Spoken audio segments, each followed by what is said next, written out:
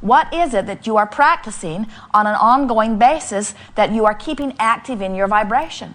Because whatever it is, eventually becomes not only an active vibration, it becomes a dominant vibration on those subjects.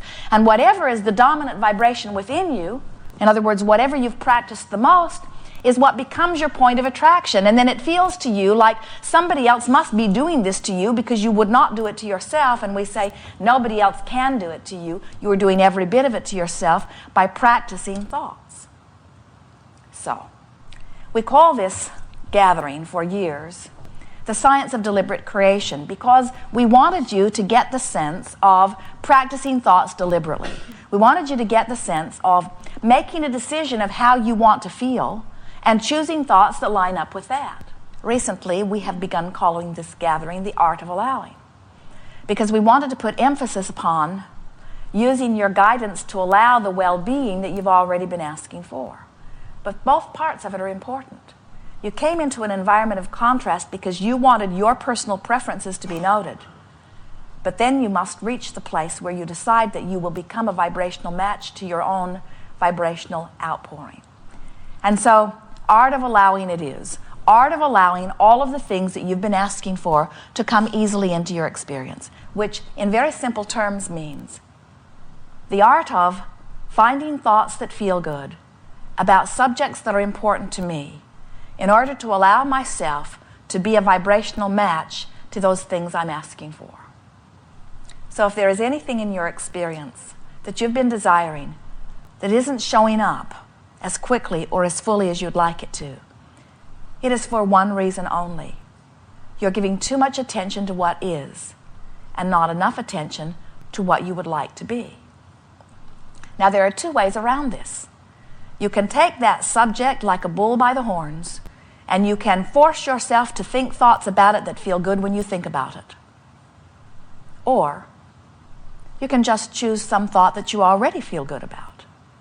In other words, you do not have to wrestle to the ground the thoughts that don't feel good and turn them into better feeling thoughts. In fact, that's a really hard way to go.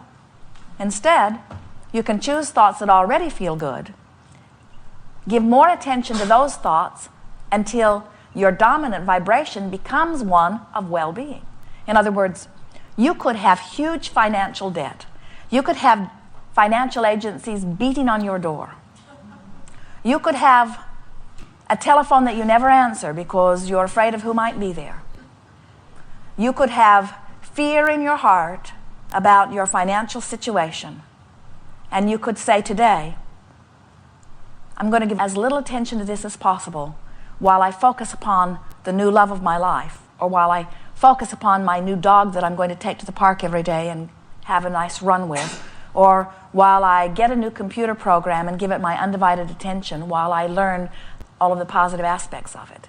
And as you distract yourself from the vibrational trauma around finances, you will allow a release of that habit of vibration and put yourself in an environment where you will then allow Source to deliver to you what you've been asking for and what Source has been attempting to deliver all along.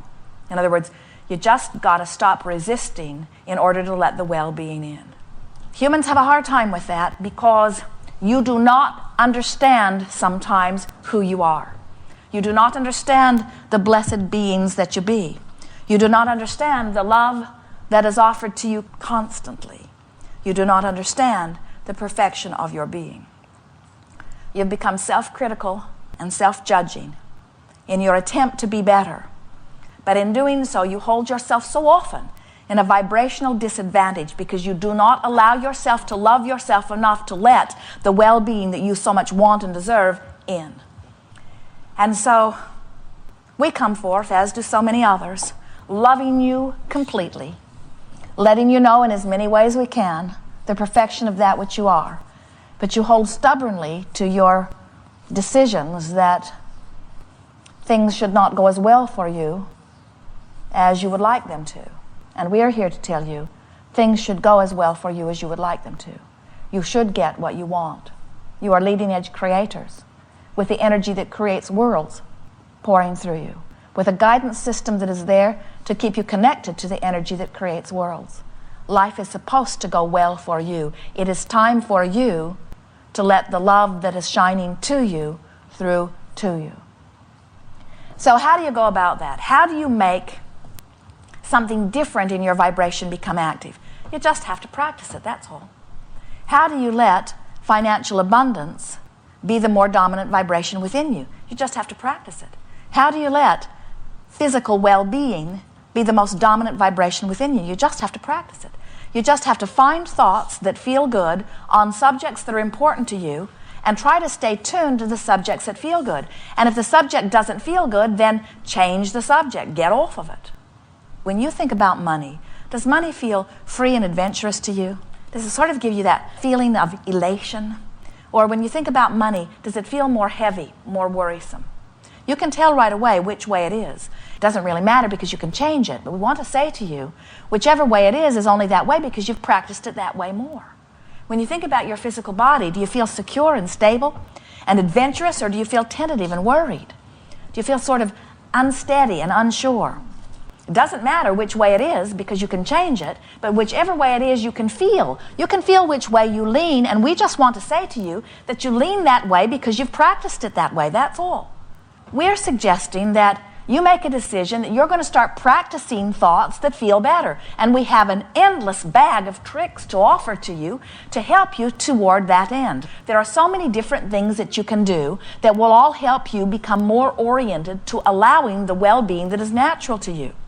For example, you can make a decision that you're going to get on a rampage of appreciation, which means you're just going to look for things to appreciate everywhere you go. You're going to walk into a room, and instead of noticing what's wrong with it, you're going to notice what's right with it. And you're going to do it so deliberately that you may even want to sit for a minute and write some things down. So as you come into an environment like this, you might say something like, isn't it nice that someone has the wherewithal to put a hotel in a place like this that is convenient to so many? And isn't it nice that they are financially solvent enough that they can keep it open and keep it staffed? Isn't that a nice thing? Isn't it wonderful that somebody took the time to make it beautiful and to get electricity into it? And isn't it nice that there is some electrical company that keeps the electricity coming? Isn't it nice that there are roadways that bring us here? In other words, isn't it nice that the chairs are comfortable and steady and clean? Isn't it nice that we have this environment where nobody's beating on the door, nobody's demanding to know what we're talking about in here? Nobody is making you show credentials about whether you are allowed to be here or not. In other words, there are endless positive aspects that when you focus upon them would make you connect to your source energy if you would take the time to do it. Now, you could notice the hole in the carpet, and you could notice that the bellman didn't come when he said he would, and you could notice that, in other words, it could go any way you decide to make it. But our point is, when you decide that this is a moment that you're actually labeling rampage of appreciation, this is a moment where I am literally looking for things to say, isn't that nice, isn't that nice, isn't that nice, isn't that nice? What I'm actually doing is using this moment in time to align myself with Source. And that is a very big thing, because Source already knows what you want. And when you take time to align with Source, you're taking time to open your valve to allow the flowing into your experience of all things that you consider to be good. Not just things about this room, not just things about the subject that you are appreciating, but all things that you desire are open for you to receive when you are using anything as your excuse to feel good. Rampage of appreciation, powerful tool. If it was the only thing you ever knew, you could live happily ever after, fulfill every dream that you could ever conjure, be the brightest light in everyone you know's life, add more to this physical environment of anybody who's ever been here or ever will be here. In other words, you need not know one other thing other than to appreciate, and you would open to all things good. Because the universe has established everything else. The contrast is there to make you personally prefer. If you could just get in the habit of appreciating every chance you get, you would be in the place of allowing so much good to flow into your experience. People who watch you would be sure that you had been granted a path of well-being before you were even born. They would flock to you. They would say, what is your secret? How do you do this? How is it that every time I hear you open your mouth and express even the slightest wish for something, the next time I see you, you are living it fully? People will say, how is it that you thrive financially? How is it that you thrive emotionally? How is it that the people in your life are loving? How is it that your relationships are remarkable? How is it that the physical accomplishments are so massive? How is it that one wee person lives so big, so fantastic a life? That's what people will say to you if you will just get in the habit of being an appreciator. Get in the habit of being the allower of the well-being that you so much want and deserve. So we've been offering a new game. We're calling it virtual reality, where for no good reason at all other than to feel good, which is the biggest reason of all, you just find some little snatch of something to think about it and make it as lovely as you can. Sort of like you're directing a movie. You say, what is the place I would most like to be for the next 30 or 60 seconds in my mind? Where would I like to be? And how would I like it to feel? And who else would I like to be there? And the whole point of it is just to conjure a feeling of well-being. Now, this is not a better exercise than a rampage of appreciation. It's just a different exercise. It's not a better exercise than meditation, which is a quieting of mind and a releasing of resistance. It's just a different exercise. It's just another excuse in your bag of tricks to let this be a moment of allowing the well-being in rather than resisting it. It's sort of diversion from what's troubling you. Because attention to what's troubling you holds you in that place where you don't let solutions in. Another game is, wouldn't it be nice if? Wouldn't it be nice if we would have wonderful weather for the drive that we're making today or tomorrow? Wouldn't it be nice if we got inspired about where to have lunch and discovered something really good and different to eat? Wouldn't it be nice if? Wouldn't it be nice if all of the dollars that I could ever spend would flow to me easily? Wouldn't it be nice if I could really get organized and utterly happy in my home environment? Wouldn't it be nice if?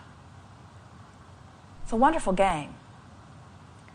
But when you jump into the wouldn't it be nice if game, without having practiced or conjured deliberately, sometimes when you're deciding wouldn't it be nice if, you jump right into the yeah, it would be nice, but it's not really like that. So the wouldn't it be nice if game starts out nicely and turns into my life would be a lot better if you would do something different than what you are doing. So the game of virtual reality is to prepare you for the wouldn't it be nice if game. The game of virtual reality is the game where you get to choose everything. You get to choose everything, and so there's no reason to ever bring elements in that aren't nice when you bring them there. Many begin it and don't stay with it. But as you practice it for just a little while, what begins to happen is you begin to develop a vibrational propensity for thoughts that feel good, that then carry you through a lot of other games that you might play. You're going to reach the place by deliberately applying some of these exercises where things that have been bothering you don't bother you anymore because they're not so vibrationally active within you. And because they're not so vibrationally active within you, law of attraction is not going to match you up with them. You could have someone in your life who's very close to you, somebody that you see on a pretty regular basis, and the two of you could have developed some personality characteristics where you don't get on all that well. And as you begin, when you're not with them, deliberately choosing some other thoughts and holding them in your vibration, what will begin to happen is the universe will line you up with them differently, because no person, you included, is always the same. You have these vibrational currents that are flowing through you. And law of attraction always matches you with the vibrational current that is most dominant within you in any moment.